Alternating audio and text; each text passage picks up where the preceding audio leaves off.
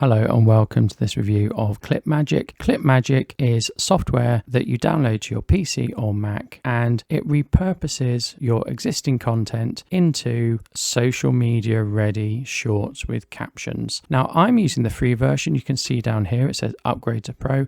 I can upgrade to Pro for a year and that would cost me $99 on the offer that I've been presented. Today I'm going to be using the free version and that gives you 10 videos at $7.20 per month.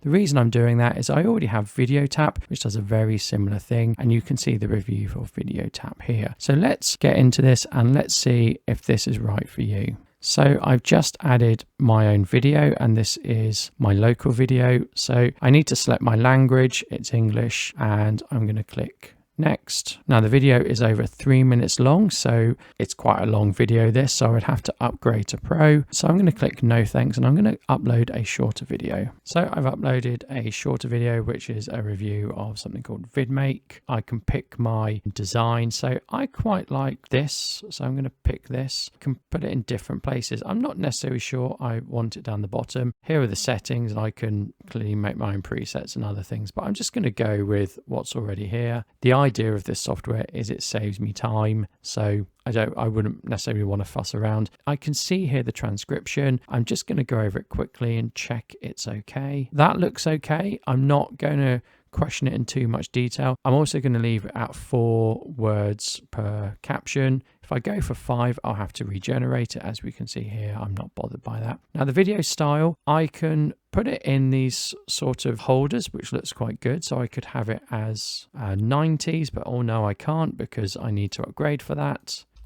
Review. That's quite nice that I can do that I can pick some of these ones. Now clearly, if it has a flash, it means we need the Pro for it. So as you can see, you need the Pro for pretty much all of them. Now, most people are going to want to do this to make shorts, and that's why I would use this, but you can use this to add captions to videos that are landscape or shorts. What I'm going to do, because I'm adding in captions, I'm going to just bring this up, and I think I'm going to make that a little bit smaller and put it down here, and that way my captions stand out more. But I really want to make this a YouTube short or a TikTok, so I'm going to click on 9 to 16. I'm going to keep with this and I'm going to put the captions a lot lower here. It's a shame that I've got to now redo everything, but it is nice that I can put titles in and I can make them a lot bigger and I can place them where I want, etc. That's really good.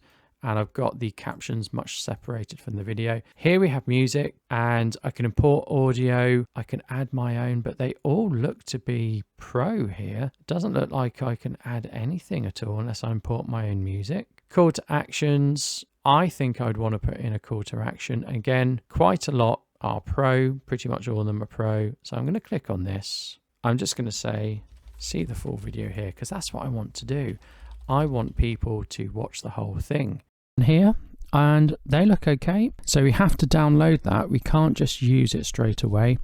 I don't know if this has come from, so it seems that the call to action is going to go right at the end. Yep, it's going to go right at the end of the video, which is a shame because I don't want it there. I want it to come here, and I'm not sure necessarily I'm trimming the video, so I'm going to click on optimize. To be honest, these things are all Pro anyway, so I couldn't use them. So if I click publish, and so I'm going to go for 720, which is standard, and I'm just going to click publish now, and I'm going to just call it VidMake Vert for vertical, and let's save it. It creates the video on your desktop, whether that be PC or Mac. So I'm going to come back once that's done. So the video has now rendered and it's on my computer, and I've had a look at it and I've noticed 2 things. One, it's the full video, and going back through this, there doesn't seem any way at all to shorten it. It does the full video. However, when I was messing about with this, I did notice you get this nice little progress bar. So if I scroll through, we can see we've got a progress bar. I think that's quite nice and you can edit it, but there is no way to just do 59 seconds, for example. Now, if we go to the pricing, I don't think you can use this as a way of making YouTube shorts from your long form because there's no way to cut it off at say 59 seconds or 58 seconds. Also, I notice in the starter, you don't get a commercial license as well. So these are all the things you get in the Pro version that costs $99 per year. And these are the things you get in the starter, which is the free version.